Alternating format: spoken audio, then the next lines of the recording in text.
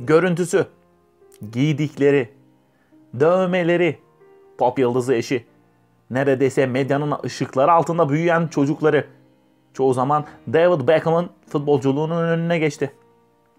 Ancak Londralı delikanlı duran top becerisi, uzak mesafelere gönderdiği milimetrik paslar, takım arkadaşlarını gole taşıyan ortalar ve attığı gollerle döneminin en önemli oyuncularından biri olmayı fazlasıyla hak etti. 2 Mayıs 1975'te Doğu Londra'da kuaför bir anne ve fabrika çalışanı bir babanın oğlu olarak dünyaya geldi David. Daha çocukken futbola ilgisi olan Beckham, evinin yakınlarındaki bir parkta futbol oynardı. Okuldaki öğretmenler ona büyüdüğünde ne olmak istediğini sorduğunda David Beckham her zaman şöyle cevap verdi: "Futbolcu olmak istiyorum." Manchester United'a olan sevgisi, Kırmızı Şeytanları izlemek için Old Trafford stadyumuna giden babasından ona geçti. Çocukluğu bir büyük kaptanı, cesur lakaplı Brian Robson'u izleyerek geçti. Küçük Beckham'ın en büyük düşü bir gün ünlü kaptan gibi olup 7 numaralı forma ile Kırmızı Şeytanların ve İngiltere milli takımının başında sahaya çıkmaktı. David 13 yaşında Bobby Charlton Futbol Okulu'nun düzenlediği yetenek yarışmasına katılarak birinci oldu. Bu sayede Manchester United yetenek avcıları tarafından fark edildi ve genç takımlar deneme antrenmanlarına çağrıldı. Yetenekleri sayesinde basamaklara o kadar hızlı tırmandı ki henüz 16 yaşında bile futbolun süperstarı olacağı belliydi sanki. Manchester United'ın filmlere konu olmuş efsane 92 sınıfının üyelerinden biriydi David. 1992 yılında profesyonel olarak Manchester United ile sözleşme imzalayan genç Beckham, ilk maçına Bristol Albion karşısında çıktı. Kırmızı Şeytanlar ile ilk golünü ise 1994 yılında Şampiyonlar Ligi maçında Galatasaray'a karşı attı. Ancak Beckham'ın daha fazla oynayıp tecrübe kazanmasını isteyen Alex Ferguson onu yarım sezonluğuna Bristol takımına gönderdi. Orada attığı gollerle dikkat çeken genç orta saha 3 ay sonra Old Trafford'a geri döndü. Duran toplardaki ustalığı ve sağ kanattaki etkili oyunu ile kısa sürede sivrilen Beckham, 21 yaşından itibaren Manchester United takımının değişmez ismi oldu. Başarılı oyuncu altyapıdan itibaren sıkı bir dostluk kurduğu Gary ve Philip Neville, Paul Gasol gibi isimlerle Manchester United'ın omurgasını oluşturdu. Doğal yeteneği bu genç oyuncuyu milli takıma kadar taşıdı.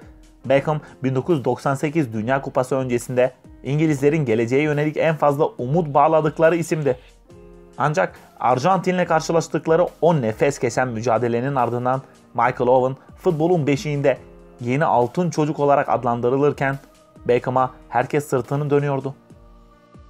O çok büyük bir hata yapmış ve İngilizlerin en fazla nefret ettiği rakip olan 1966'dan bu yana her maçlarında olay yaşanan tangocular karşısında arkadaşlarını yalnız bırakmıştı.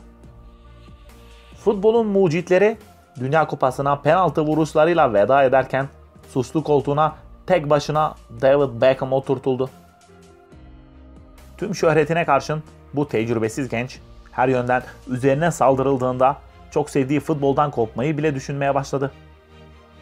En zor anında ona bir yardım eli uzandı.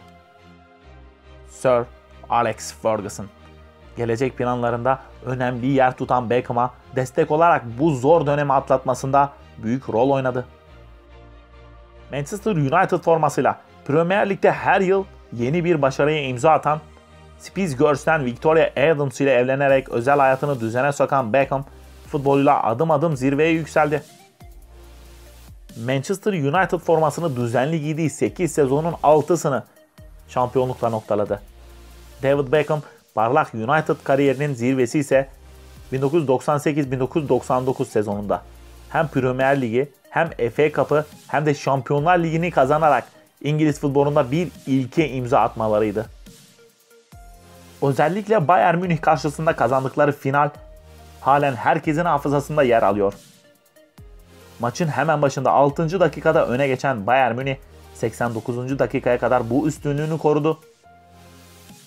Ama David Beckham ve arkadaşlarının son dakikalarda söyleyecek sözleri vardı. Beckham 89. dakikada köşe vuruşunu kullandı. Oluşan karambolde United beraberliği yakaladı. 2 dakika sonra uzatmalarda yine Beckham ortaladı ve Manchester United mucizevi bir şekilde 2-1 kazandı. 2002 Dünya Kupası. Ne turnuva öncesinde ayağı kırılan David Beckham ne de İngiltere için çok parlak geçmedi. Ancak süper yıldız Arjantin'i yıkan golü penaltıdan kaydederek Saint Etienne'de yaşadığı kabusa da son noktayı koydu.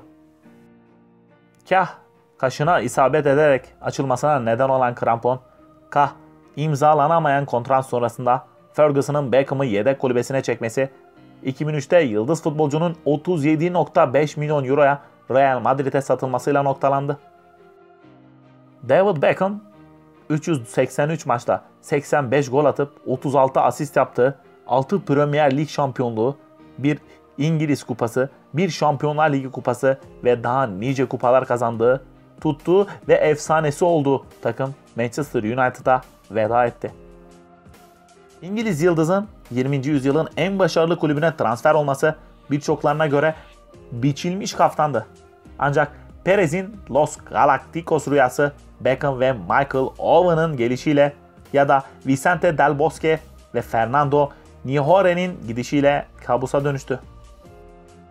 David, Zidane, Raul, Ronaldo, Figo gibi yıldızların bulunduğu takımda oyun stilini ve pozisyonunu değiştirerek çok yönlülüğü sergilese de bu çaba takımın hücum savunma dengesini kurmaya yetmiyor. İngiliz yıldız 2006-2007 yılındaki şampiyonluğa dek kupaya hasret kalıyordu. Zaferin ardından rotayı yeni dünyaya çizerek hem hayranlarını şaşırtan hem de üzen David Beckham, Los Angeles Galaxy takımıyla yıllık 50 milyon dolar olmak üzere 5 yıllık sözleşme imzaladı. Bu sözleşme ile dünyanın en çok kazanan futbolcusu olan Beckham, Los Angeles Galaxy formasıyla 5 yılda 2 şampiyonluk kazanırken Amerika Birleşik Devletleri'nde futbolun popülerliğinin artmasında da katkıda bulundu. İngiltere milli takımındaki yerini korumak için MLS'in tatil olduğu dönemde kiralık olarak 2 kez Milan'a gelen David Beckham, Serie A'da da başarıyla oynadı. Yaklaşık 6 yıl boyunca dönüşümlü olarak Amerika ve İtalya'da top koşturan efsane orta saha, Los Angeles formasıyla 124 maçta 20 gol, 42 asistle, Milan formasıyla 33 maçta 2 gol, 9 asistle oynadı.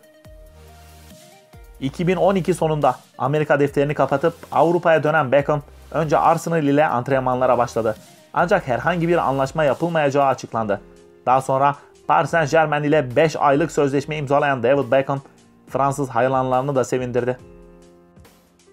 Sezon ortasında anlaştığı Paris Saint-Germain ile parlak kariyerine bir de Fransa şampiyonluğu eklerken 4 farklı ülkede şampiyonluk yaşayan ilk İngiliz olarak da tarihe geçti.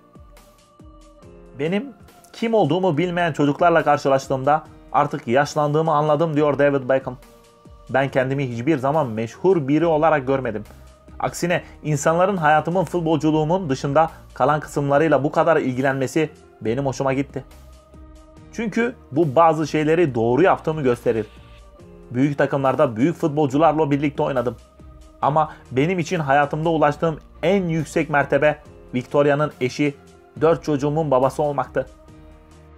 Kendisinin de ifade ettiği gibi David Beckham hem saha içindeki hem de saha dışındaki hayatını mümkün olan en iyi şekilde harmanlayarak ikisinden de ödün vermedi. Futbolu bıraktığı günden beri herkes şunun farkında: onun gibisi bir daha gelmeyecek. Muz ortalar ve uzun paslar öksüz kaldı. Ancak oynadığı süre boyunca 5 farklı ülkede ve 2 kıtada futbol elçisi oldu. Ondan bize futbolu sevdirmesi istenmişti.